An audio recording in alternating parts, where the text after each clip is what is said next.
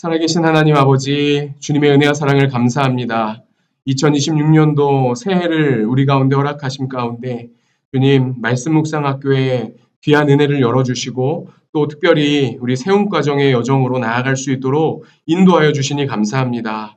하나님의 말씀이 나의 삶의 기준이 되고 축이 된다라는 것을 우리가 너무나 잘 알고 이미 귀한 묵상의 여정을 감당하며 나아가고 있지만 다시 한번 묵상학교를 통하여 그 소중함을 우리의 삶의 거룩한 아비투스로 세워가기를 간절히 소망합니다. 주님, 이 세움가정 위에 함께하는 우리 사랑하는 모든 학생들, 우리 사랑하는 모든 성도님들 그 마음과 그 심령 위에 말씀을 통한 놀라운 하나님의 은혜를 경험할 수 있도록 이 자리 위에 함께하여 주시옵소서. 우리가 온라인으로 이 학교의 문을 열지만 정말 얼굴을 대면하고 함께하는 것과 같은 마음으로 동일한 마음으로 동참하게 하여 주시고 그를 통하여 하나님 주시는 은혜를 우리가 하나도 놓치지 않고 함께 누리며 나아갈 수 있도록 축복하여 주시옵소서. 감사드리며 살아계신 예수님의 이름으로 기도합니다. 아멘. 아멘. 네. 오늘 우리 같이 또 우리 온라인 묵상학교를 통해서 세움과정의 첫 시간을 좀 시작하려고 합니다. 여러분 다 교재 가지고 계시죠? 네, 교재를 가지시고 또 펜을 드시고 또 우리가 함께 하나하나 한과 한과 묵상해 가면서 하나님의 말씀의 그 소중함 우리가 공동체가 다 누리고 있지만 우리가 다시 한번 그 터를 다지는 또 귀한 시간으로 삼았으면 좋겠습니다. 제가 조금 이제 진행을 하면서요. 카메라랑 또 PPT 화면이랑 제가 좀 스위치를 하면서 할 텐데 조금 초반에 좀 서툴러도 좀 이해를 해주시기 바라고요. 여러분 교재를 한번 보시죠. 자, 보라색 교재. 자, 다 갖고 계시죠? 반 잘못 들어오신 분 없죠? 네, 우리 교재 가지고 가는데 오늘 우리가 나아갈 과정은 세움 과정입니다. 우리 처음 과정, 배움 과정, 세움 과정, 그리고 이제 올해부터 시작되는 하나님 나라의 여정까지 우리가 가게 되는데요. 여러분 들어오신 분들 아마 작년 또는 지난번 과정에서 배움 과정을 하셨던 분들이 아마 거의 대부분이신 것 같습니다. 오늘 세 번째 단계인데 이번 단계는 아까도 말씀드렸지만 6주입니다. 6주. 길다라고 이렇게 생각하지 마시고 또 우리가 말씀 묵상의 깊이를 더해가고 싶다 이런 소망하는 마음 가지고 저도 그렇고 여러분들도 같이 나아갔으면 좋겠습니다. 자, 이 책에 보시면 날개가 이렇게 있어요. 날개 한번 잠깐 열어보시면 이번 세움 과정에 6가지 과의 주제가 차례가 나와 있죠. 목차가. 자, 1과 보시면 오늘 나눌 주제인데요. 성경 묵상과 신학입니다. 자, 그리고 2과는요. 성경 묵상과 하나님의 인도. 네, 말씀 묵상이 하나님의 인도함을 받는다라는 거 우리가 너무 잘 알고 있는데 이것을 또 한번 정리하는 시간으로 삼으면 참 좋겠죠. 그 다음에 성경 묵상과 해석. 네, 우리가 말씀을 묵상하면서 이 해석하는 것이 얼마나 귀한지를 우리가 이미 알고 있습니다. 그래서 한번 좀 찾아보도록 하겠고 성경 묵상과 적용, 성경 묵상과 나눔, 그리고 성경 묵상과 공동체. 네, 우리 교회가 이미 하고 있어요. 그런데 제가 거듭해서 좀 말씀을 드리지만 그 터를 닦는 이 이론적인 뭐랄까요 정립과 함께 동시에 실제적인 우리의 묵상의 여정을 이걸 같이 해나가면은 그 터가 저는 더 단단해진다라고 생각을 합니다. 자, 우리 함께 오늘 1과 성경 묵상과 신학 우리 다음 페이지를 펼치시고 갔으면 좋겠습니다. 자, 1과의 제목을 이렇게 보시면 이제 전에도 좀 이렇게 하다 보면 신학이라는 주제가 1번부터 나오니까 몇몇 우리 귀한 성도님들 부담이 딱 되는 거예요. 아유, 목사님 저희가 어떻게 신학이라는 이거를 합니까? 그런데 여러분 아시죠? 전혀 그런 의미가 아닙니다. 이 신학이라는 단어를 우리가 좀 먼저 짚고 오늘 이 1과의 내용으로 들어가 보려고 하는데요. 이 신학이라는 단어가 영어로는 theology라는 단어입니다. 근데 이게 두 개의 합성어예요. theos, 하나님이라는 단어랑 로고스, 말씀이라는 단어가 합쳐진 합성어입니다. 즉, 이 신학이라는 것의 근본과 뿌리는 뭐다? 하나님의 말씀이다. 그래서 우리가 성경 묵상을 함에 있어서 이 신학이라는 주제를 첫 시간에 짚고 넘어가는 게 굉장히 생각보다 중요해요. 왜냐? 자, 이 신학이라는 말을 우리가 이제 생각해 볼 때 이것은 하나님에 대한 이론적인 정립입니다. 하나님을 이론으로 정립한다. 여러분 아마 이 가운데 이런 질문이 드신 분들이 있어요. 뭐냐? 목사님 어떻게 하나님을 이론적으로 정립을 할 수 있습니까? 하나님이 어떻게 그렇게 정립이 되시는 분입니까? 라는 네, 질문이 혹시 드셨다면 야, 여러분 진짜 수준이 있으신 겁니다. 정말이에요. 그런데 그 말이 맞죠. 어떻게 하나님을 이론으로 정립하겠어요? 자, 이 말은 뭐냐면요. 하나님이라고 하는 절대자의 존재를 이론적으로 완벽하게 설명하는 게 신학이 절대 아닙니다. 그럴 수가 없어요. 그런데 이 신학이라는 정립의 과정을 통해서 우리에게 하나님이 주시는 아주 좋은 것들이 있기 때문에 이런 신학의 여정과 이 신학의 렌즈로 잘 분별할 수 있는 눈이 필요하거든요. 자, 뭐냐? 첫 번째는요, 이 하나님에 대해서 이론적으로 정립한다라는 거는요, 하나님의 말씀을 공부함으로 또 하나님을 더 이렇게 깊이 알아가게 되는 것을 의미합니다. 한 번에 이론이 딱 뭐 몇 줄로 탁탁탁 정립이 돼서 아, 하나님은 딱 이런 분이다라고 무자르듯이 정의해 버리는 게 아니라 계속된 하나님의 말씀을 공부하고 계속하여서 하나님을 알아가는 그 관계성이 깊어지는 것을 말하고요. 두 번째로는 교회의 어떤 전통과 역사를 공부함으로써 이 신학이 세워지게 되는 것입니다. 그런데 너무 중요한 게 있어요. 뭐냐면 이 신학이 세워지게 되면 우리에게 주는 유익이 뭐냐면요. 성도와 교회를 보호합니다. 자, 만약에 신학의 이 이론적인 정립의 과정이 없다. 그건 뭐 할 수도 없고 중요하지도 않아. 라고 한다면요. 이단의 공격으로부터 성도들과 교회를 보호할 수가 없습니다. 왜? 기준이 없으니까요.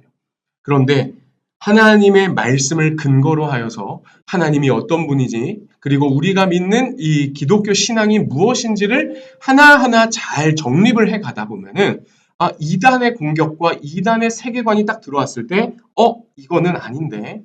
하나님의 말씀에 근거해서 이것은 잘못된 것인데 라고 하는 이 기준이 세워지게 되는 것이죠. 그러다 보니까 성도와 교회를 보호하게 되는 역할을 이 신학이 정말 중요하게 하고 있다는 겁니다. 자, 두 번째 목적은 뭐냐면 신학의 좋은 것은 뭐냐면요. 잘못된 론이 있어요. 성경론, 교회론, 그리스도론, 기독론, 이런 성령론과 같은 하나님에 대한 이해, 말씀에 대한 이해를 잘 정립함으로써 이것을 분별하기 위함입니다. 그런데 이 신학이 만약에 없다. 그러면은 그것을 분별할 수 있는 눈도 없고 분별할 수 있는 지혜도 없는 거예요. 성경을 묵상한다라고 하지만 하나님의 말씀의 그 축을 가지고 말씀을 바라보는 것이 아니라 내 생각이 말씀에 투영되기 시작합니다. 그래서 예전에 우리 한국교회에 좀 말씀 묵상 큐티가 좀 이렇게 붐이 일었었을 때가 있습니다. 너무 좋은 현상이었죠. 그런데 그때 당시에 굉장히 조금 문제가 되는 한 부분이 있었는데 그게 뭐냐면요. 이제 매일 성경을 이제 이 매일 성경이나 어떤 큐티 책이 있어요. 그러면은 그 매일 성경에 오늘 날짜를 이렇게 펼치는 거예요. 그래서 지금 내가 어떤 어려움에 있는데 또는 내가 이제 어떤 중요한 일을 앞두고 있는데 오늘 날짜에서 하나님의 말씀에서 나한테 주시는 어떤 말이 없나? 하고 찾아보는 겁니다. 여러분 혹시 그렇게 묵상하시는 분 계십니까? 그렇게 큐티책을 활용하시는 분 계세요? 아니죠, 여러분. 이거는 주술적인 아주 잘못된 묵상의 방법. 이건 묵상이라고 할 수도 없습니다. 자, 그런 모습들이 이 큐티에 대해서 잘 모를 때, 이 큐티에 대한 신학이 정립되지 않았을 때 그런 모습들이 너무나 많았어요. 그래서 이게 문제가 한켠 되기도 했었거든요. 자, 그렇기 때문에 이론으로 정립한다라는 것이 단순히 하나님을 내가 규정해야지 이런 의미가 아니라 우리를 보호하고 공동체를 보호하고 지키고 또 잘못된 것을 분별할 수 있도록 도와주는 렌즈가 된다는 것을 여러분들이 한번 기억해 보신다면 첫 번째 성경 묵상과 신학 이 주제가 얼마나 중요한지 여러분 잘 아실 수 있을 것입니다. 자, 다음 페이지를 한번 넘겨볼게요. 자, 여기에 이제 보라색 바탕에 큰 글씨로 좀 써져 있는데 여러분 계신 곳에서 저랑 같이 소리를 내서 이 부분 같이 천천히 읽어보겠습니다. 다 같이 시작. 성경 묵상은 구원받은 하나님의 백성이 날마다 말씀과 기도를 통해 하나님의 통치를 받고 하나님과 교제하는 믿음의 행위입니다. 우리는 성경 묵상을 통해 더 풍성한 삶을 살고 온전한 예배를 드릴 수 있습니다. 라고 이제 서두를 열고 있습니다. 자, 이 문장들을 좀 잠깐 우리가 좀 묵상을 하고 살펴보고 넘어가고자 하는데요. 여러분 첫 줄에 보시죠. 성경 묵상은 그 다음 나오는 게 뭡니까? 구원받은, 표시해 보세요, 여러분. 하나님의 백성. 여러분, 말씀 묵상은 누가 할 수 있을까요? 아무나 할 수 있을까요? 아무나 할 수 있을 것 같지만 여러분, 아무나 할 수 없습니다. 성경을 어떤 역사적인 사료로 보고 그렇게 좀 연구하고 탐구할 수는 있어요. 그런데 하나님의 말씀을 묵상하면서 그 말씀이 지금 나에게 어떠한 메시지를 던져주는가, 이 고민의 자리에 앉는 사람은 누구냐면 바로 구원받은 하나님의 백성. 이게 우리의 정체성이죠. 하나님의 구원받은 백성만이 하나님의 말씀을 묵상할 수 있는 거예요. 그래서 오늘 이 시간처럼 우리 처음 배움, 세움 과정, 또 우리 하나님 나라에 대한 내용들을 우리가 살펴가는 이것도요. 하나님, 저는 구원받은 하나님의 백성으로서 하나님의 말씀을 묵상하고 싶습니다. 이 간절한 마음을 가진 분들이 들어오시는 거예요. 배워야 되는 거예요. 그냥 자동적으로 되는 것이 아니라 우리의 삶의 영역을 내어드리고 내 시간의 이 한 부분을 내어드리고 내 마음의 부분을 내어드리면서 이 묵상의 거룩한 루틴을 잡아가는 것이죠. 그래서 우리는 구원받은 하나님의 백성이기 때문에 하나님의 말씀을 묵상할 수 있는, 여러분 메모해 볼까요? 특권. 이거는 정말로 우리에게 주신 놀라운 하나님의 특권입니다. 자, 이 특권의 말씀 묵상 안 할 수 없겠죠. 당연히 우리가 부단히 해가야 될 모습일 것입니다. 그 다음 보시면 날마다, 여기다 한번 여러분 별표 한번 쳐보실까요? 별표. 우리 큐티하는 큐티 책의 이름도 매일 성경인데 하나님의 말씀을 언제 묵상하냐? 날마다입니다. 날마다. 여러분 우리 세움가정에 지금 제가 카톡방을 이렇게 보니까 36명, 저 포함이니까요. 35분이 이렇게 들어와 계신데, 자, 여러분들 날마다 묵상하시나요? 자, 손 들어 보십시오. 손. 네, 계신 분 서로 안 보이니까 여러분 당당하게 날마다 묵상하고 계신 분들 계시죠? 가끔 이렇게 좀 놓칠 때도 있지만 제가 목장에서 이렇게 만나다 보면 한 방 놓쳤어요? 그러면 그날을 또 챙겨서 묵상을 하시더라고요. 놓치기 싫다 이거예요. 매일마다 날마다 하나님의 말씀을 내가 붙잡고 싶다라고 하는 마음을 우리 교우분들이 정말 많이 보여주고 계셔서 저도 굉장히 또 힘이 나요. 그래서 날마다 말씀과 기도를 통해 하나님의 통치를 받는 것. 자, 여기서 막 하나님의 통치, 우리는 이 의미를 이미 알지만 하나님이 통치하신다. 그러니까 뭔가 억압하고 이렇게 의미를 이제 생각하시는 분들이 있는데 그렇지 않다는 걸 아시죠? 하나님이 통치하시는 방식이 있습니다. 그게 뭐냐면 다음에 나오는 단어예요. 여러분 여기도 표시해 보셨으면 좋겠습니다. 하나님과 교제하는 믿음의 행위다. 그래요. 맞아요. 하나님은요. 우리를 통치하는 방식이 있으신데 그게 뭐냐면 저와 여러분과 하나님은 교제하고 싶어 하시는 겁니다. 이게 하나님의 통치 방식이에요. 우리의 목소리, 우리의 아픔, 우리의 눈물과 상관없이 어떤 절대적인 잣대를 막 들이대면서 우리를 억압하고 우리를 이렇게 다스려버리는 어떤 세상의 권세, 이것을 의미하지 않습니다. 하나님께서 우리를 통치하실 때는 우리와 교제하고 싶어 하시고 저와 여러분과 친밀하고 싶어 하시는 것이 하나님의 통치 방식이다라는 것을 여러분 잊으시면 안 되겠습니다. 그래서 이 하나님과 교제하는 믿음의 행위가 말씀 묵상이다라고 할 수 있는 것이죠. 왜요? 하나님은요. 우리를 통치하시는 방식이 교제인데 그 통치하시는 기준은 하나님의 말씀이거든요. 기록된 하나님의 말씀. 그렇기에 그 말씀을 펼쳐서 읽지 않으면은 우리는 하나님의 다스림을 받을 수가 없어요. 왜? 하나님의 뜻이 뭔지 모르는 거예요. 우리를 다스리시는 하나님이 뭘 기뻐하시는지 말씀을 열지 않으면, 성경을 열지 않으면 우리는 알 수 없기 때문입니다. 그래서 이어지는 문장을 보시죠. 우리는 성경 묵상을 통해 더 풍성한 삶을 살고 온전한 예배를 드린다. 두 개의 단어 표시해 볼게요. 풍성한 삶 1번, 2번 온전한 예배. 우리가 말씀 묵상을 통해 나아가다 보면 정말 영적으로 풍성한 삶을 경험하게 되고 또 우리가 드리는 예배들이 있죠. 이따 예배에 대해서 좀 나누겠지만 그 예배가 온전해지기 시작합니다. 말씀이 들어와야 예배가 되거든요. 영과 진리로 예배해라. 이 진리가 말씀이지 않습니까? 자, 그래서 오늘 우리 성경 묵상에 대해서 이 세계관과 이 시각을 가지고 우리 첫 번째 성경 묵상과 신학 이 부분을 내용으로 한번 들어가 보도록 하겠습니다. 자, 3페이지 함께 보겠습니다. 자, 1번 성경 묵상과 자, 구원. 자, 첫 번째 우리 구원에 대해서 좀 나눠 볼 텐데요. 자, 1번 볼게요. 구원에 대해서 세 가지로 좀 설명을 했습니다. 1번 뭐죠? 다 같이 읽어볼까요? 사망에서 건져내는 것. 자, 이게 구원이다 라고 했어요. 요 앞에 여러분 건짐이라고 한번 메모해 놔주시죠.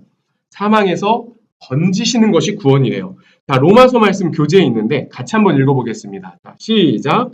오호라 나는 곤고한 사람이로다. 이 사망의 몸에서 누가 나를 뭐죠? 건져내라. 자, 여기 표시해 볼게요. 누가 나를 건져내라. 여기 동그라미 표시고. 오호라 나는 곤고한 사람이다. 이 바울의 고백인데요. 이 사망의 몸에서 누가 나를 건져내라. 바울은 알았습니다. 내 몸은 사망의 몸이라는 걸요.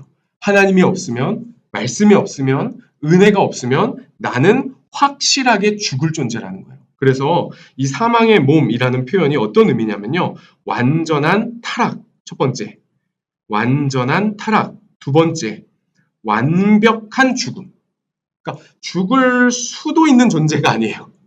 우리는 뭐 육신은 당연하죠. 우리의 영은요. 하나님이 없으면 반드시 죽을 존재라는 겁니다. 자, 그래서 이 사망의 몸에서 누가 나를 건져내랴? 이 표현을 한번 여러분 묵상해 보시죠. 이 표현은 뭐냐면 나를 구원해 이 사망의 몸을 건져낼 수 있는 존재가 여기도 있고 저기도 있고 이곳에도 있고 저쪽에도 있고 많아가지고 아무 걱정 없는 표현이 아닙니다.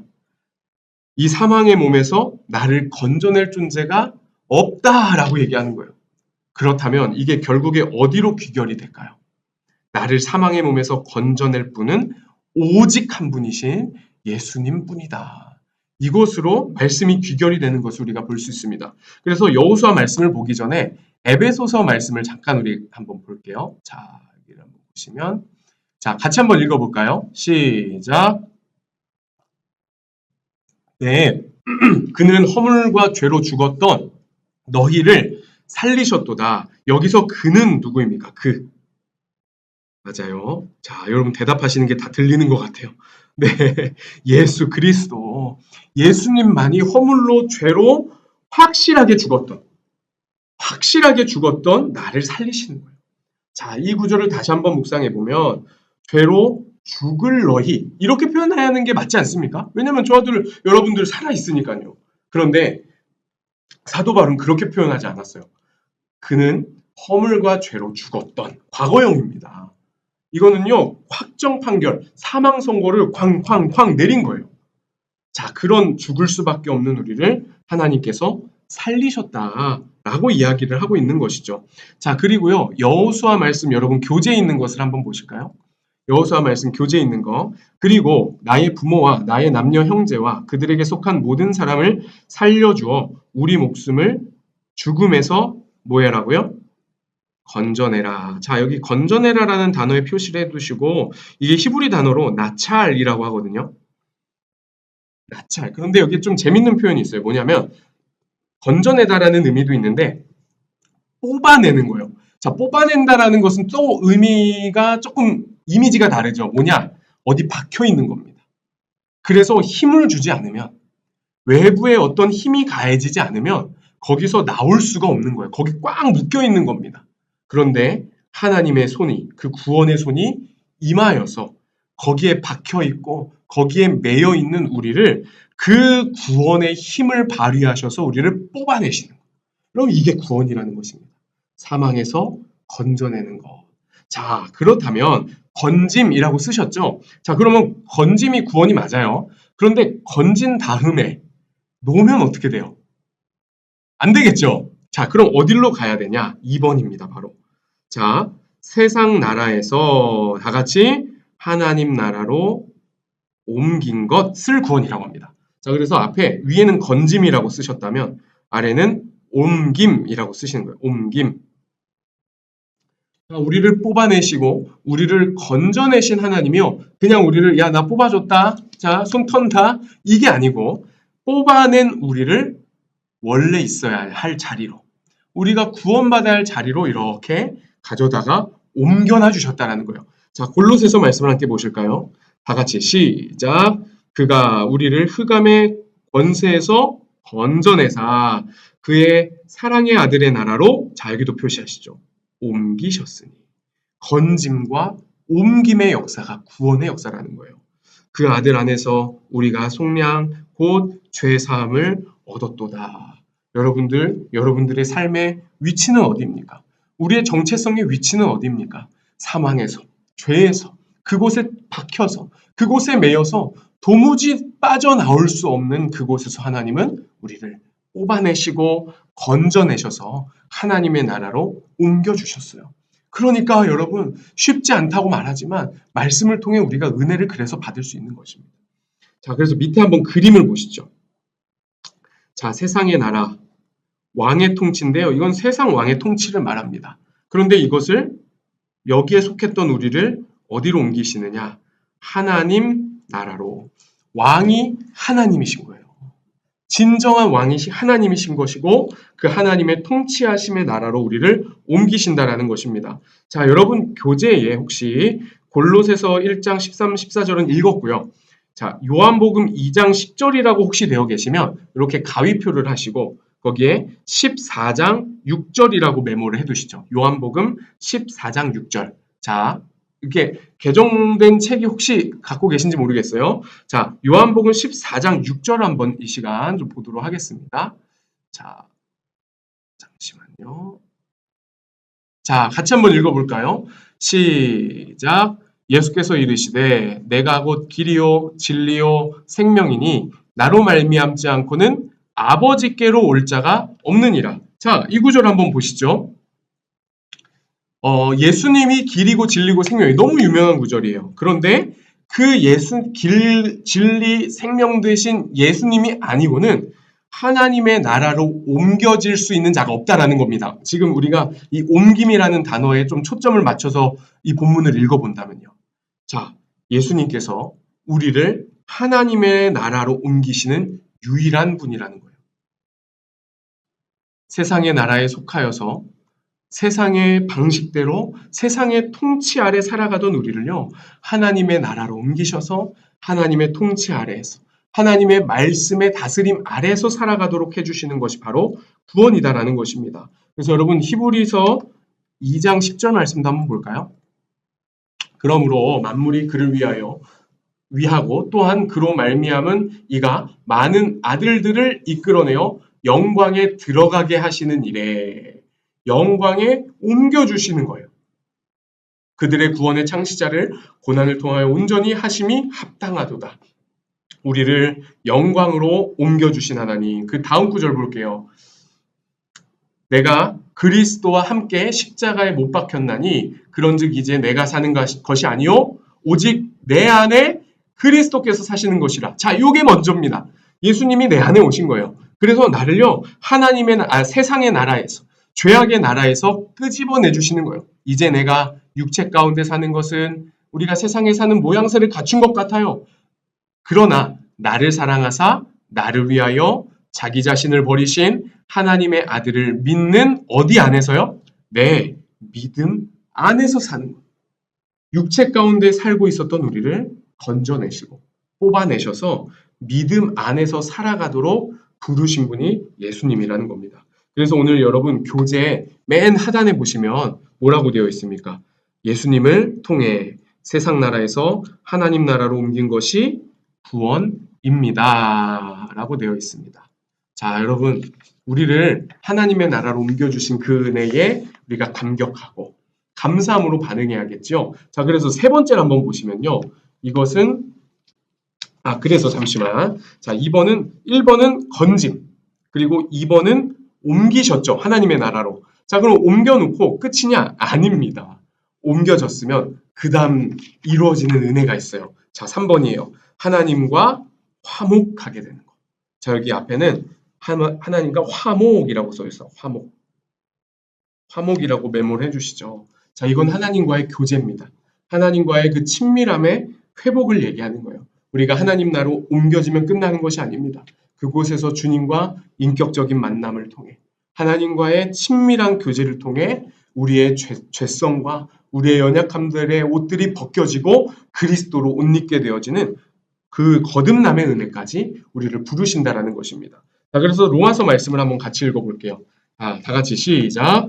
곧 우리가 원수 되었을 때에 그의 아들의 죽으심으로 말미암아 하나님과 화목하게 되었은즉. 자, 여기서 여러분 원수라는 단어에 표시를 하신 다음에 그 밑에 화목하게 됐다. 이 단어에 이렇게 화살표로 쭉 연결을 해보시면 좋겠어요. 원수에서 화목으로, 원수에서 화목으로. 자, 그래서 우리는 원래 하나님과 깨어진 존재입니다. 완전히 그 관계가 박살이 났어요. 죄송하지만. 그런데 하나님이 그 모든 죄의 벽들을 십자가 앞에 무너뜨리시고 우리와 깨어진 관계를 회복하셔서 화목해 해주셨다는 거예요. 이게 구원이라는 거예요. 죄악 가운데 있는 우리를 뽑아주셨어요. 그리고 하나님의 나라로 옮기셨어요. 그리고 그곳에서 내 백성, 내 자녀야. 나와 화목하자. 나와 교제하자. 나와 하나됨을 누리자. 이게 하나님이 디자인하신 우리의 구원의 여정이라는 것입니다. 자, 그래서 화목하게 된 자로서는 더욱 그의 살아나심으로 말미암아 구원을 받은 것이니라. 이렇게 나오죠. 그뿐 아니라 이제 우리로 화목하게 하신 우리 주 예수 그리스도로 말미암아 하나님 안에서 또한 즐거워하느니라. 여러분, 이 구절이 너무 은혜가 되지 않으십니까? 하나님이 우리를 구원하셨는데 결국에 진정한 즐거움과 기쁨과 감사로의 자리로 우리를 불러주시는 거예요. 이게 하나님이 우리를 구원하시기 위해서 그리신 그림이라는 것이죠. 내가 뭐라고? 이 연약한 죄된 내가 뭐라고? 하나님은 이것을 위해서 모든 것을 주셨나? 이 묵상을 아니할 수가 없는 것입니다. 자, 밑에 우리 단락을 보시면 함께 보시죠. 하나님의 원수, 하나님의 진노와 심판의 대상이 이제 원래 우리의 모습이었어요. 그런데 이게 어떻게 바뀌느냐?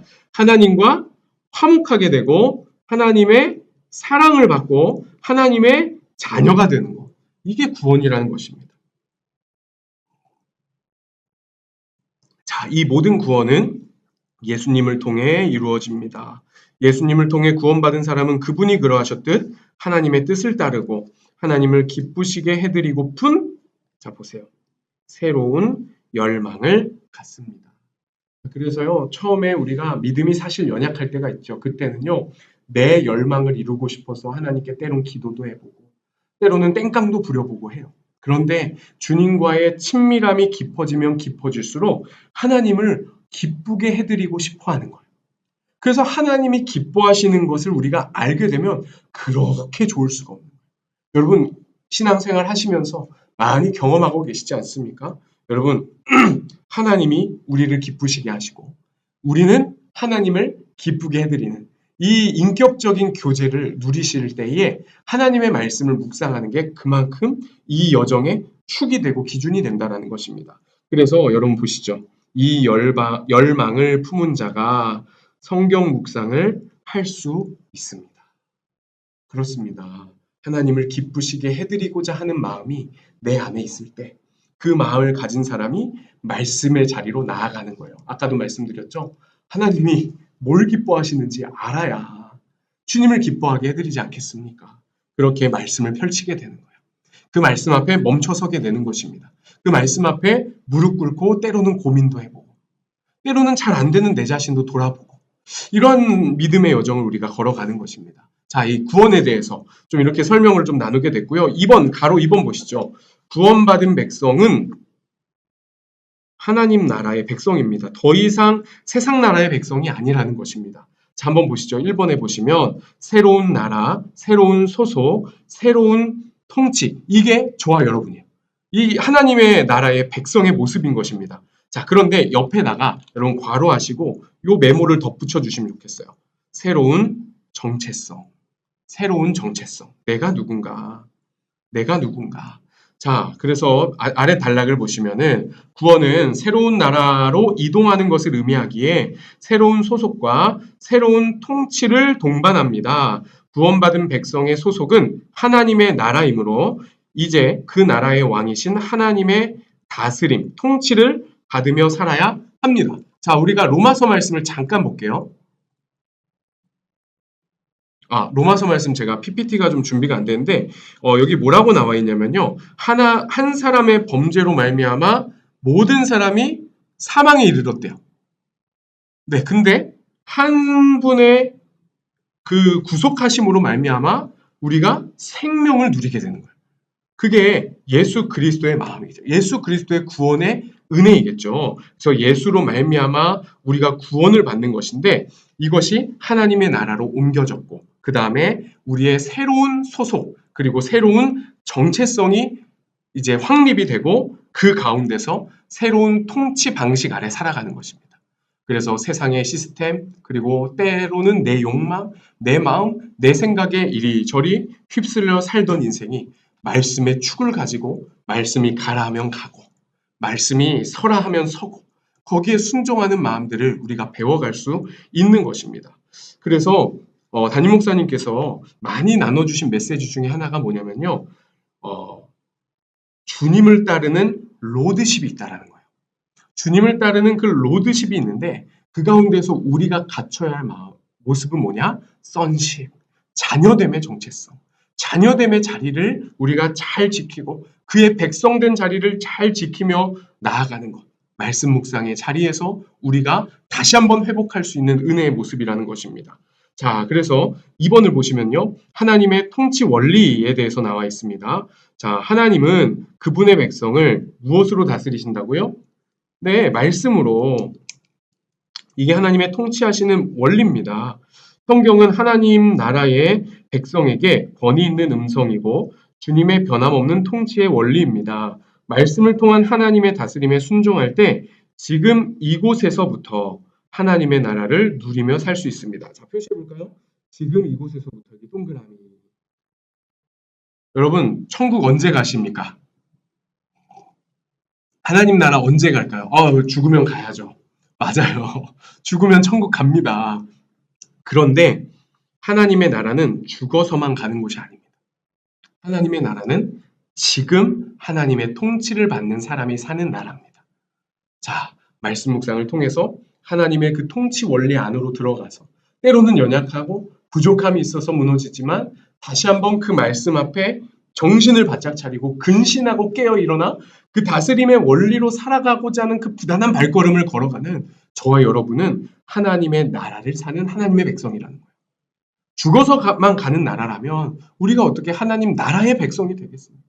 이 땅에서 지금 이곳에서 지금 이 순간도 우리는 하나님의 나라를 사는 존재다라는 것을 여러분 꼭 기억하시길 바라고요. 그래서 우리가 요한복음 말씀을 묵상했지만 여러분 요한복음 1장 1절 말씀을 한번 보시죠. 요한복음 1장 1절 말씀. 태초에 말씀이 계시니라. 여러분 기억나시죠?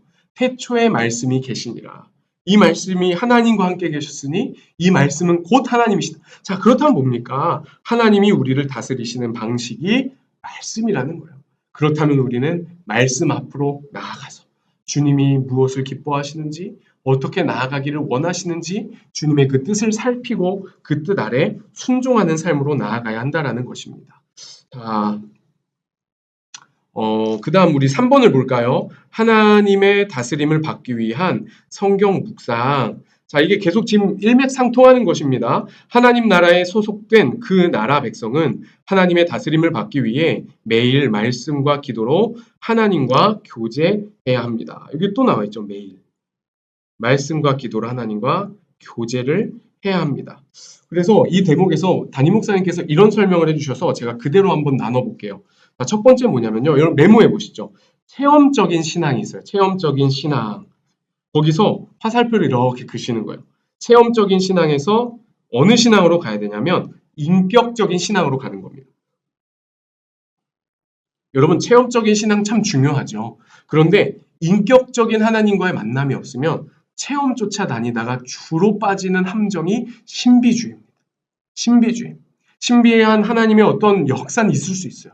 그런데 하나님과 나와의 인격적인 교제, 오늘 주님이 말씀을 통해 나에게 뭐라고 말씀하시는가? 또 내가 그 묵상하고 기도하는 자리를 통해서 주님께 여쭙고 주님의 마음을 알아가는 이 소통하고 교제하는 인격적인 교제가 없이 어떤 체험에 국한되고 신비로운 어떤 현상을 경험하고 목격하는데 우리의 신앙의 축을 두게 된다면 처음에는 좀 힘이 있을지 모릅니다. 신기하니까. 그런데 반드시 무너집니다. 반드시 무너져요. 그래서 체험적인 신앙에서 어디로 옮겨가야 되냐? 인격적인 신앙으로 옮겨가야 된다는 거예요. 자, 두 번째가 또 있습니다. 뭐냐면 현상 믿음에서 말씀 믿음으로. 자, 여러분 이것도 메모해 보세요. 현상 믿음에서 말씀 믿음으로 옮겨져야 합니다. 왜일까요? 현상, 일어나는 어떤 현상 참 중요하죠. 그런데 여러분 항상 그 현상, 내가 원하는 어떤 그 현상이 일어나답니까? 안 일어날 때가 너무 많아요. 그러면 그때마다 우리는 믿음이 흔들리는 거예요. 그쵸? 현상 믿음이라면. 그런데 기록된 말씀을 읽고 묵상하고 그 말씀을 믿는 믿음으로 가면요. 현상이 이루어지든 현상이 이루어지지 않든 상관이 없어요. 왜? 말씀의 눈으로 그 현상을 바라보니까 해결은 안 돼도 해석은 되는 역사가 일어나는 거예요. 거기에 진짜 힘이 있다는 것입니다. 그래서 여러분 체험적인 신앙에서 인격적인 신앙으로 그리고 현상 믿음에서 어디로요? 말씀 믿음으로. 이게 우리가 하나님의 다스림을 받는 하나님의 백성으로서의 그 믿음의 옮김의 모습이라는 겁니다. 여기로 가야 된다는 거예요. 이게 정말 성숙한 우리의 믿음의 모습일 것입니다.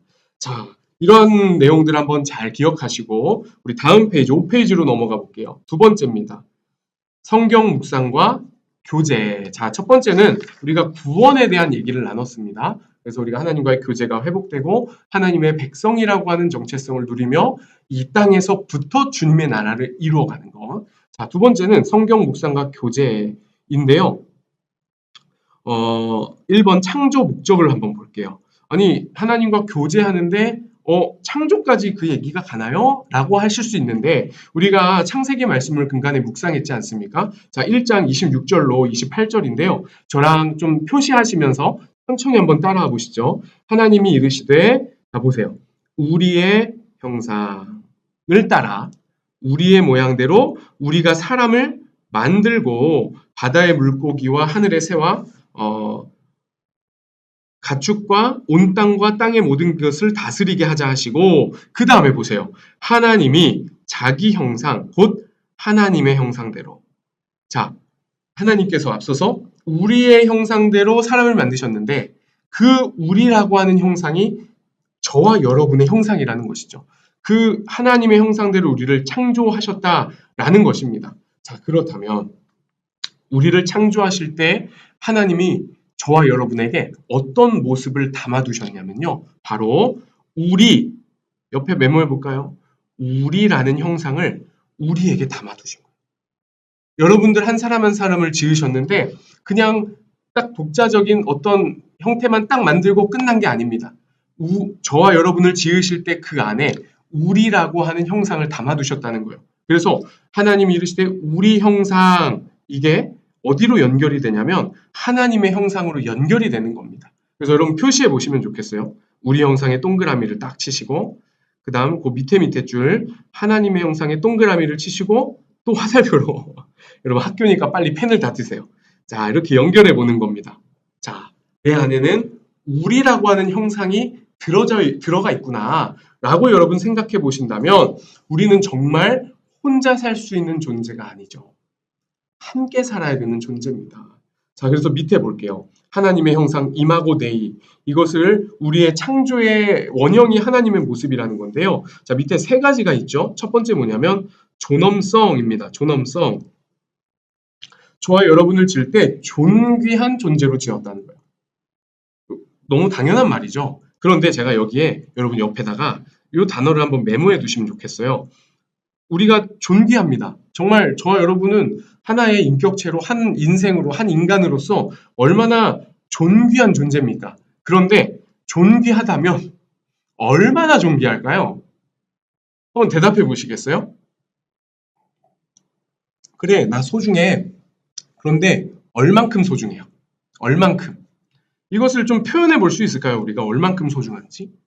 여러분, 우리는 얼만큼 소중하냐? 제가 딱 말씀드릴게요. 우리는 예수님만큼 소중합니다.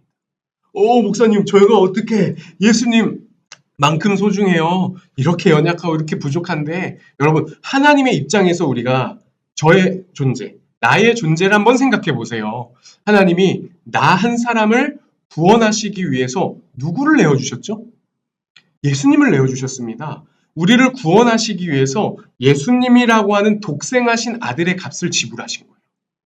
자, 그래서 일전에 우리 목사님하고도 이 얘기 나눴어요. 저와 여러분은 얼마짜리다. 표현이 죄송해요. 얼마짜리다. 예수님짜리다. 이 와닿는 표현이기 때문에 자꾸 나오는 것 같아요. 저와 여러분은 예수님짜리인 거예요. 하나님이 저와 여러분을 살리려고 예수님을 지불하셨으니까.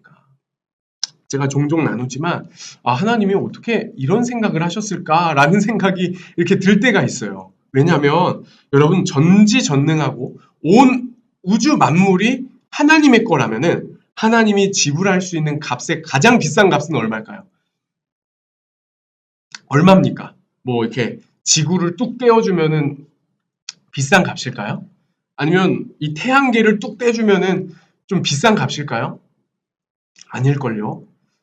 이렇게 뭐 우주 이런 유튜브 영상들을 이렇게 보니까 얼마나 지구가 작은지, 얼마나 태양계가 작은지, 얼마나 우리 은하가 작은지 보이는 거야. 좀 예를 들어보는 거예요. 그런데 그 모든 우주 만물이 하나님 건데요. 저와 여러분을 살리시기 위해서 지구, 뭐 태양계 이걸 주신 게 아니라 자기 자신을 내어주신 겁니다. 창조주가 지불할 수 있는 가장 비싼 값을 지불하신 거예요. 만물의 주인이 지불할 수 있는 가장 비싼 값을 지불한 게 저와 여러분이라는 존재라는 거예요. 그렇다면 다시 첫 번째, 존귀한 존재로 창조하셨다. 얼만큼 존귀하다? 얼만큼? 예수님만큼. 우린 예수님 짤이다. 예수님 짤이 존재다. 이게 우리 안에 정말 그 정체성으로 딱 들어오면요. 여러분, 나를 세상의 헛된 나라에 빼앗길 수가 없는 거예요. 내가 어떻게 세상의 원리대로 살아갈까? 내가 어떻게 세상의 통치 방식대로 살아갈까? 나는 하나님의 말씀의 방식대로 살아가겠다. 이 마음의 결단들이 일어나는 것이죠. 두 번째, 통치성입니다. 피조물을 다스리는 왕적인 존재로 창조하셨어요. 이게 창조의 기사 안에 담겨 있죠. 우리에게 이것은 사명을 맡겨주시는 거예요. 사명. 그냥 하나님이 우리를 프로그래밍 하셔가지고 너는 이렇게 움직여라. 너는 저렇게 움직여라. 해갖고 그냥 아무 저것도 없이 이렇게 로봇처럼 움직이는 자들로 창조하지 않으셨어요. 그래서 세 번째, 인격성. 이게 연결이 되는 거예요. 하나님과 교제하는 존재로 창조하신 겁니다.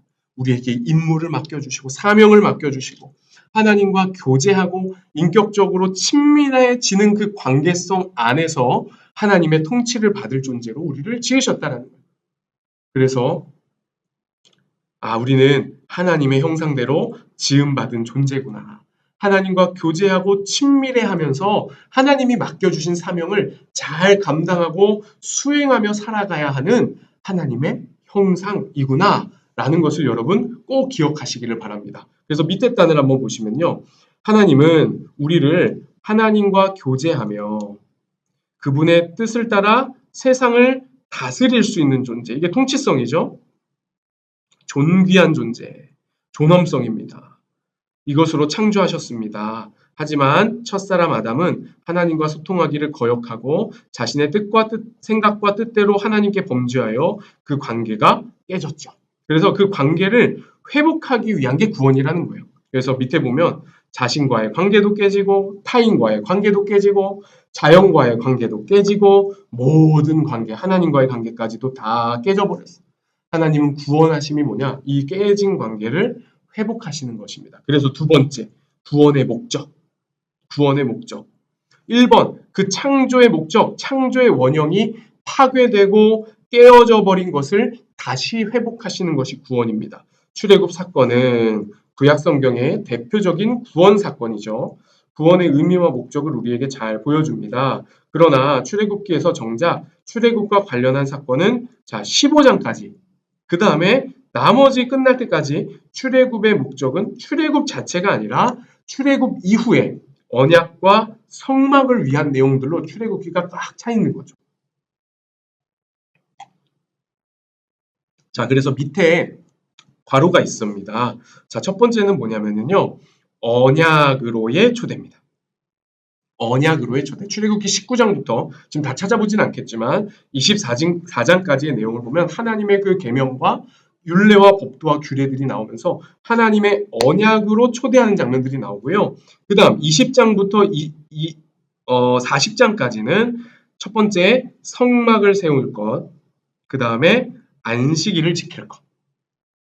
성막을 세워서 하나님과의 만남의 장소를 마련하고요. 그리고 안식일, 그리고 절기들을 세우면서 하나님과의 만나는 시간들을 규정하십니다. 그래서 다음 페이지에 넘어가 보시면 레위기 1장 1절에서 성막을 회막, 만남의 장소로 표현합니다. 언약은 결혼식, 성막은 신방에 비유될 수 있습니다. 라고 되어 있는데, 자, 레위기 1장 1절을 얘기했는데요. 출애굽기의 마지막 구절과 레위기의 첫 번째 구절이 연결됨을 우리는 봐야 되는 거예요. 자, 제가 PPT를 잠깐 보여드리겠습니다. 자, 좀 넘어가서. 자, 출애굽기 마지막 구절이 40장 35절인데요. 같이 한번 읽어볼까요? 화면 보시고 시작. 모세가 회막에 들어갈 수 없었으니 이는 구름이 회막 위에 덮이고 여호와의 영광이 성막에 충만함이었으며. 자, 지금 모세가요. 성막을 완성하고 거기 들어갈 수 있습니까? 없습니까? 못 들어갑니다. 여호와의 영광 때문에 들어가면 죽는 거예요. 자, 이러고서 출애굽기가 끝납니다. 그런데 다음 레위기, 다음 구절이에요. 레위기 1장 1절. 자, 한번 읽어볼까요? 시작. 여호와께서 회막에서 모세를 부르시고 그에게 말씀하여 이르시되. 자, 여러분, 모세를 부르십니다. 주님의 부르심이 있었기 때문에 그 성막 안으로, 회막 안으로 들어갈 수 있었던 거예요. 깨어진 관계가 회복되어지는 현장인 겁니다. 죄로 인하여서 그 영광으로 나아갈 수 없는 저와 여러분의 존재가 주님의 은혜로 회복되어진 현장이 바로 지금 출애굽기에서 레위기로 넘어가는 이 모세의 동선에서 나타난다는 것입니다. 우리는요, 주님이 부르시지 않으면 그 앞에 나아갈 수 없죠. 우리가 이렇게 말씀을 사모하고 오늘 이 묵상학교에도 나오고 내일 주일인데요. 예배의 자리로도 나오고 할 수 있는 이유가 뭐냐면 하나님이 부르셨기 때문입니다. 그래서 우리는 나갈 수 있는 거예요. 자, 그래서 하나님은 우리와의 관계를 회복하기 원하시고 우리와의 그 깨어진 무너져버린 그 모습들을 다시 세워가기를 원하시는 그 구원 역사를 이루시는 하나님이다 라는 것입니다. 자, 세 번째 볼까요? 부르심의 목적이요. 창조의 목적, 구원의 목적, 그리고 부르심의 목적. 이것은 정말 저와 여러분의 인생의 목적이죠. 소명과 사명입니다. 이 부르심의 목적은. 자, 고린도전서 1장 9절입니다. 자, 여러분 다 같이 한번 읽어볼게요. 시작. 너희를 불러 그의 아들 예수 그리스도 우리 주와 더불어 교제하게 하시는 하나님은 미쁘시도다. 자, 교제. 하나님이요, 우리를 부르셨는데 왜 부르셨냐? 교제하기 위해 부르실 때 이 단어가 지금 계속 나오는 거 여러분 체크가 되셔야 됩니다. 하나님이 왜 우리를 백성 삼으시고 왜 우리를 구원하시고 왜 우리를 성막으로 부르시고 왜 우리를 구원해 주시기 위해서 나오셨는가? 왜요? 우리랑 친하게 지내려고. 그냥 이렇게 좀 편하게 표현해 보면 그거예요. 우리와 가까워지고 싶으셨어요. 우리와 친밀하고 싶으셨어요. 우리와 교제하고 싶으셨습니다. 마가복음도 볼까요? 자, 이에 12를 세우셨으니 이는 자기와 함께 있게 하시고, 이거는 교제예요. 교제. 함께 있게 하시고, 그 다음 두 번째 또 보내사 뭐하게 하시죠? 이번에 전도, 사명이죠. 우리를 왜 부르십니까? 우리와 교제하시기 위해서. 그리고 사명, 전도. 이건 뭐냐면요, 이 교제 안으로 들어오지 못한 사람들 데리고 오라고, 이 안으로 데리고 오라고 부르신 사명이 있다는 것입니다. 그래서 밑에 보시면 예수께서 제자를 부르신 첫 번째 목적도 자기와 함께 있게 하시려는 것이었습니다. 이처럼 창조, 구원, 부르심의 목적은 뭐다? 네, 하나님과의 교제입니다. 자, 그러니까 여러분, 우리가 하루하루 이렇게 좀 분주하고 때로는 바쁘고 때로는 힘겹고 막 눈물도 날 때도 있고 좋을 때도 있고 기쁠 때도 있고 하잖아요. 그런데 그 모든 날들 속에서 우리가 절대 놓치지 말아야 할 것이 있는데 뭐냐면 하나님과의 교제라는 거예요. 하나님과의 교제. 힘들면 힘들어서 주님과의 교제를 놓쳐요. 좋고 편하면 너무 안락하고 좋아가지고 하나님이 생각이 안 날 때가 있어요. 여러분 이거 제 얘기입니까? 우리 모두의 연약한 모습이 드러나지 않습니까? 자, 아플 때면요 아파서 주님과 교제를 못해요. 때로는 건강해요. 건강하니까 막 여기저기 돌아다니느라고 주님과 교제를 못하는 모습들이 우리 안에 있다라는 거예요. 그런데 하나님은 노심초사 언제나 우리를 바라보시면서 하고 싶어 하시는 것이 있는데 바로 저와 여러분과 교제하고 싶어 하시는 거예요. 여러분 오늘 이 내용들을 나누면서 하나님의 이 간절함이 들리셔야 됩니다. 하나님의 이 간절함이 느껴지셔야 돼요. 나랑 교제하고 싶어 하시는 그 하나님의 진의, 하나님의 본심이 느껴지셔야 돼요. 자, 그러면 나는 하나님과 얼마나 교제하고 싶어 하시는가? 여러분, 이 적용 질문이 우리에게 남는 거예요. 저도 준비하면서 이 대목을 다시 한번 좀 생각해 보니까 참, 주님한테 부끄러운 거예요. 주님은 이렇게나 나랑 교제하고 싶어 하시고, 정말 하루도 빠짐없이 묵상할 때면 제 상태랑 상관없이 하나님이 말씀의 깨달음들을 주시거든요. 이렇게 하나님은 나랑 함께하고 싶어 하시는데 때로는 여러분 막 묵상 해치우는 거예요. 목사님들이 하라고 하니까 새벽마다 막 묵상하자고 하고 하니까 안 하면 찝찝하고 또 목장에서 나눠야 되니까 해야 되겠고 이러면서 막 하고 해치워버릴 때가 없으시죠? 없으시죠? 하나님은 그렇게 원하시는데 나는 주님과 교제하기를 얼마나 원하고 있는가? 여러분 이 꼭 질문을 꼭 던져보셨으면 좋겠어요. 나에게 스스로에게. 자, 이렇게 하나님이 우리와 교제하기를 원하신다. 그렇다면 교제하기 위해서 뭘 해야 되냐면 바로 성경 묵상으로 귀결이 되는 겁니다. 자, 가로 4번 보시죠. 교제를 위한 성경 묵상. 우리는 어떻게 하나님과 교제할 수 있을까요? 자, 볼게요. 하나님과 나가 있습니다. 그림을 보시죠. 그러면은 화살표가 쌍방이에요. 이게 교제죠. 한쪽으로만 하면 이거는 일방통행은 교제가 아니죠. 그쵸? 자, 그래서 올라가는 화살표도 있고요. 내려오는 화살표도 있는데 좀 이게 위치가 사실 좀 바뀌어야 될 것 같은데 자, 먼저 올라가는 화살표는 말씀과 기도 중에 뭘까요? 기도겠죠, 당연히. 그래서 기도 밑에 보시죠. 우리가 하나님께 말하는 언어가 기도다. 이 얘기가 나와 있고요. 아래로부터 내려오는 화살표는 뭘까요? 말씀이겠죠. 하나님이 나에게 말씀하시는 거. 그래서 그 말씀, 이건 뭐냐? 하나님이 우리에게 말하는 언어입니다. 자, 그렇다면 하나님이 나에게 말씀하신 언어가 있고요. 내가 하나님에게 올려드리는 언어가 있는데 자, 이 두 언어를 구별해서 우리가 얘기를 했어요. 기도와 말씀이라고. 그런데 여러분, 이 두 개는 반드시 연결돼야 됩니다. 반드시. 그래서 여러분 말씀과 기도를 이렇게 연결시키면 좋겠어요. 화살표로. 말씀과 기도가 연결되지 않으면요. 여러분, 우리가 올려드리는 기도의 화살표의 방향이 위가 아닐 수 있습니다. 정말 그래요. 하나님께 기도하죠, 당연히. 그런데 그 화살표가 자꾸 나 중심으로. 금요일날 말씀 나눈 거죠. 나 중심의 기도, 나 중심의 신앙생활, 나 중심의 말씀 묵상. 아까 서두에 말씀드린 것처럼 나 중심으로 무슨 주술적으로 큐티하는 거예요. 자, 그래서 우리가 새벽마다 여러분 하는 연습이 뭐죠? 계속 기도할 때마다 첫 번째로 말씀 기도하십시오. 오늘 말씀 묵상한 거 또 눈 떠셔도 좋으니까 메모한 거 보시고 노트한 거 보시면서 말씀 기도를 하는 거예요. 이 말씀의 근거에서 내 기도의 언어들을 담아가다 보면 여러분 우리가 하나님께 올려드리는 이 언어도 결국에 누구의 언어를 사용하게 되는 걸까요? 하나님 나라의 언어. 하나님 나라의 언어. 또 내려오는 건 말씀인데 올라가는 거는 내 욕망의 언어, 내 욕심의 언어, 내 마음의 언어, 내 감정의 언어, 여러분 내 자존심의 언어, 재물의 언어, 세상의 언어가 만약에 올라간다면 올라가겠습니까?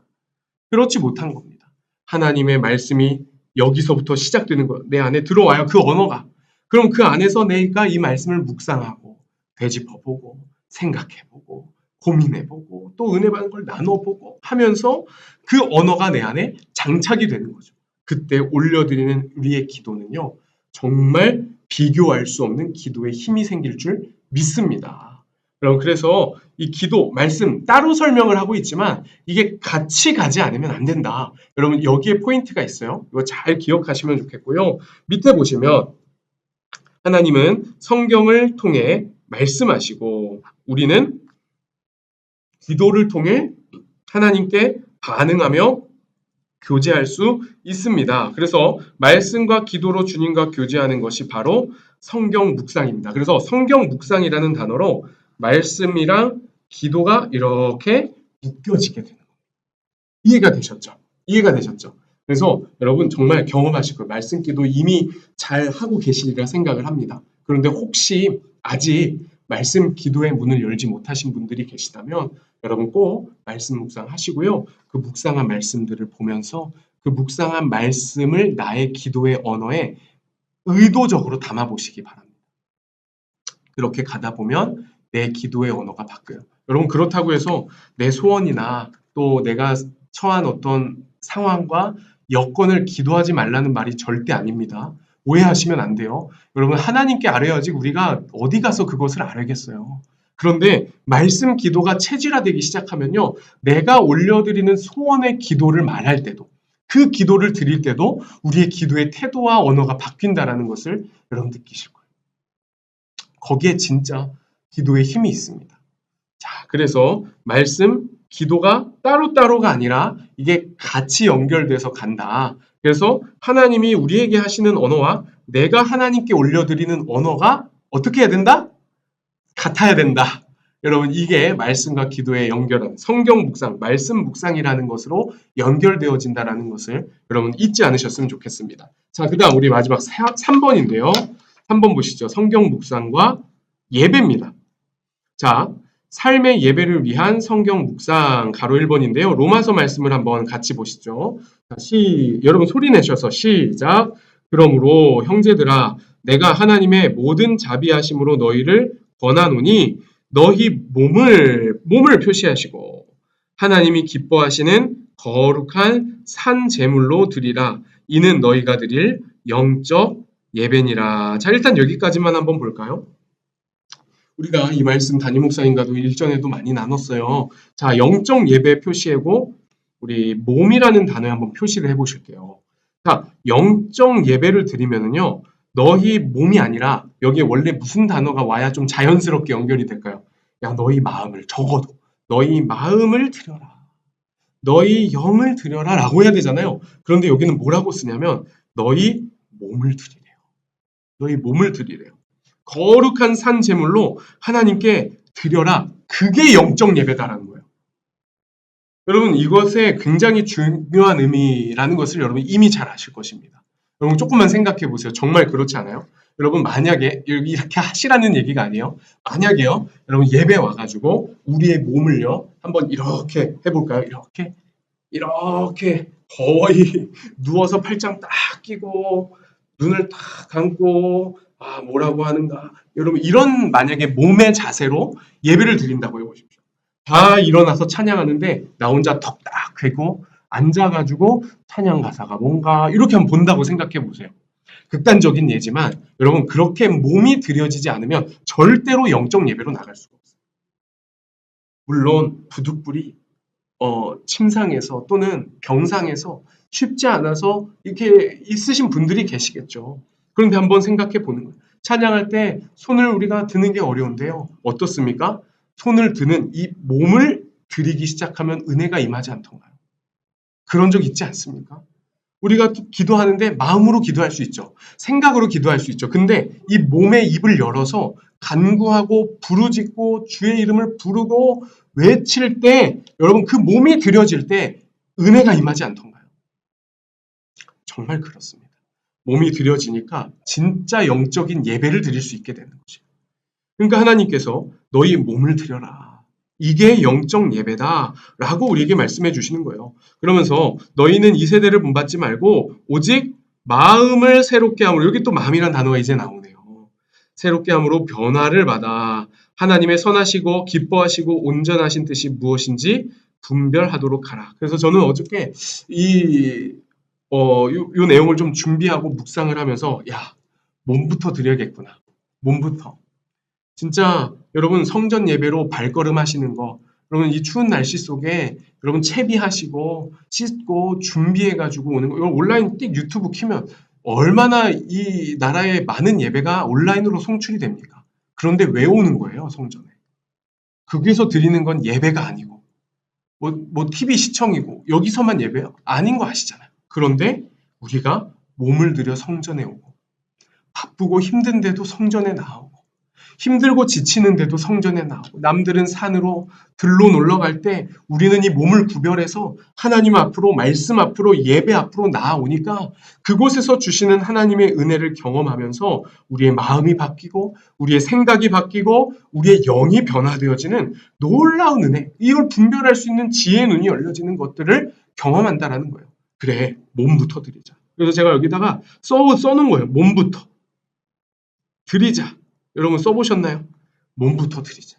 드리면 내 마음도 따라가고 영도 따라가는 거예요. 물론 형식주의적으로 절대 빠지면 안 되겠지만 어떤 의미신지 여러분 잘 이해하셨으리라 생각이 됩니다. 자, 밑에 보실까요? 구원받은 백성은 자기 몸을 거룩한 산제물로 드리며 살아야 합니다. 이 세대는 본받지 않아야 할 것들이에요. 그리고 마음을 새롭게 함으로 변화를 받아서 하나님의 뜻을 분별하면서 사는 것, 이것이 예배라는 것의 의미입니다. 그래서 세상의 틀에 맞추어 사는 것이 아니라 하나님의 뜻에 맞추어 사는 것. 이것을 부단히 연습하는 자리가 예배라는 거고요. 마음은 정서적인 부분만을 의미하는 게 아니라 지성적인 부분까지도 포함한다라는 것. 따라서 이 세대를 본받지 않고 하나님의 선하시고 기뻐하시고 온전하신 뜻을 분별하려면 성경 말씀을 계속해서 묵상해야 하는 것입니다. 자, 더 나아가 묵상의 방향 역시 나와 하나님과의 관계에만 국한되지 않고, 자, 여기 표시해 볼까요? 동그라미, 공동체와 함께 하나님의 뜻을 세상에 드러내는 방향으로 나아가야 합니다. 자, 그렇습니다. 혼자 묵상하고 은혜 받을 수 있어요. 그런데 아시죠? 목장 공동체, 양육 공동체로 왜 자꾸 들어오라고 합니까? 그 받은 은혜들을요, 지체들과 목원들과 양육자 동반자와 같이 나누기 시작하면 그 받았던 은혜는 배가가 돼요. 그리고 자꾸만 나 중심으로 하던 신앙생활, 어제 말씀 나눈 것처럼 이것을, 이 무게추를 옮길 수 있는 것은 바로 공동체입니다. 그래서 목장 안에서 또 주중에 만날 때뿐만 아니라 카톡으로도 받은 은혜들을 나누고 고백하면서 나아갈 때 여러분들에게 주신 그 은혜가 더욱더 풍성하게 되어질 줄 믿습니다. 자, 그래서 2번 볼까요? 온전한 예배를 위한 성경 묵상. 예배는 일반적으로 교회에서 드리는 공예배가 있죠. 뭐 새벽 큐티, 수요 오전 예배, 금요 성령 집회, 주일 예배가 가장 축이 되겠죠. 그 다음에 개인적으로 드리는 개인 예배, 가정 예배가 될 수도 있고, 내 개인 경건 생활의 기도의 자리라든지, 또 찬양하는 자리라든지, 또 묵상하는 자리가 될 수 있겠죠. 그리고 삶으로 드리는 삶의 예배로 구분될 수 있습니다. 공예배, 개인 예배, 삶의 예배 개념으로 좀 나눠서 설명을 하고 있네요. 그러나 이 예배는 각각 따로 분리된 게 아니라 유기적으로 연결이 되어 있다는 거예요. 그래서 공예배가 무너지면요, 개인의 예배의 영역이 세워질 수 있을까요? 경건생활 될까요? 안 돼요. 그래서 여러분 새벽 큐티 때도 그렇고 우리 부목사님들 설교하실 때 주일의 말씀을 왜 이렇게 애를 쓰면서 축을 삼을까요? 공예배와 개인의 예배를 부단히 연결해 보는 거예요. 그리고 공예배가 안 되는데 삶의 예배가 세워질 수 있을까요? 주일 성수도 안 하고 뭐 묵상도 안 하고 개인 예배도 안 드리고 하는데 어떻게 삶의 예배가 됩니까? 그냥 바쁜 삶이죠. 힘든 삶이죠. 그래서 이게 유기적으로 연결된 거예요. 또 반대로 생각해 볼게요. 삶의 예배를 안 드려. 뭐 주일 예배 딱 끝나면 예배는 나왔어요. 주일 예배 딱 끝나면 하나님 생각도 한 번도 안 하고 그냥 세상의 방법과 원리대로 삶의 예배가 완전히 무너져 있어요. 그러면 공예배 자리에 왔을 때 이런 게 쉽지 않다라는 것을 아실 것입니다. 자, 그래서 유기적으로 서로 연결되어 있다는 것을 볼 수 있는데, 그래서 다음 페이지 보시면 이렇게 그림이 나와 있어요. 공동체 예배, 개인의 예배, 이 삶의 예배가 우리를 구원과 영광으로 나아가게 하는구나. 자, 우리 요한복음 4장 말씀 한번 PPT를 보겠습니다. 자, 한번 읽어볼까요? 이제 우리 요한복음 묵상을 또 하고 있고 이제 보게 될 텐데요. 아버지께 참되게 예배하는 자들은 영과 진리로 예배할 때가 오나니 곧 이때라. 아버지께서는 자기에게 이렇게 예배하는 자들을 찾으시느니라. 하나님은 영이시니 예배하는 자가 영과 진리로 예배할지니라. 아멘. 자, 이 구절을 잘 보시면 하나님께 예배하는 자들은 영과 진리로 예배한다. 이게 아시죠? 여러분, 예전에 뭐 신령과 진정으로라고 해서 막 목사님도 막 제스처를 하셨잖아요. 막 신령하게 막 진정을 다해서 이 의미가 아니라고 했잖아요. 성령과 트루스, 말씀으로 예배하는 게 진짜 예배다. 자, 그렇다면 우리가 공예배와 함께 개인의 예배 자리에서도 성령님의 인도함을 받고 말씀의 인도함을 받는다면 그 개인의 자리는 예배의 자리가 될 거예요. 또 내 직장과 일터, 가정의 자리, 일상의 자리에서 하나님의 그 성령의 인도함을 받으며 진리의 말씀의 인도함을 받는다면 그 일상마저도 예배가 될 겁니다. 그래서 제가 잠시만요. 이 대목을 마무리하면서 이 공동체 예배, 삶의 예배, 개인의 예배, 이 삼각형의 그림을요, 이렇게 하나로 묶어봤어요. 그래서 뭐라고 제가 옆에 썼냐면, 공동체 예배, 개인의 예배, 삶의 예배라고 했잖아요. 그러면 여기서 제가 이렇게 좀 메모했어요. 삶이 예배다. 삶이 예배. 의미가 조금 삶의 예배랑은 좀 다르죠. 삶 자체가 예배가 되는. 우리의 인생 자체가 예배가 되는 거예요. 오늘이 하루 자체가 예배가 되는 거예요. 이것만큼 하나님의 백성으로 부름받은 저와 여러분의 정체성을 정말 잘 지켜나가는 모습이 있을 수 있을까요? 자, 이게 가능하기 위해서 다시 원리로 돌아오는 거예요. 하나님의 말씀을 묵상하는 자리. 말씀이 없으면 예배가 될 수 없고, 말씀이 없으면 우리가 삶 가운데서 주님이 뭘 기뻐하시는지, 무엇을 원하시는지 알 수 있다, 없다? 네, 없다. 그렇기에 삶 자체가 예배되려면, 이 한날이 자체가 예배되려면, 내 인생 자체가 예배가 되려면 하나님의 말씀이라고 하는, 묵상이라고 하는 그 터를, 그 근간을 잘 다져 나아가면서 우리가 긴장감을 놓지 않는 겁니다.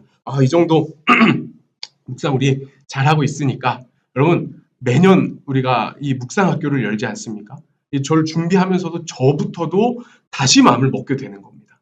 여러분도 마찬가지. 우리가 오늘 1과의 내용들을 이것으로 좀 마쳤습니다. 여러분, 오늘 이 내용들, 말씀 묵상과 신학, 이것을 한번 잘 정리해 보시고 또 한번 이렇게 복습해 보시면서 하나님의 말씀을 묵상하는 것이 나의 구원과 어떤 연결이 있는가, 그리고 하나님과 교제하는 게 이 묵상이구나 라는 것들을 또 여러분 딱 붙잡으시고, 그래서 결국에 이 말씀이 근간이 될 때 내 삶 자체가 예배가 되는구나.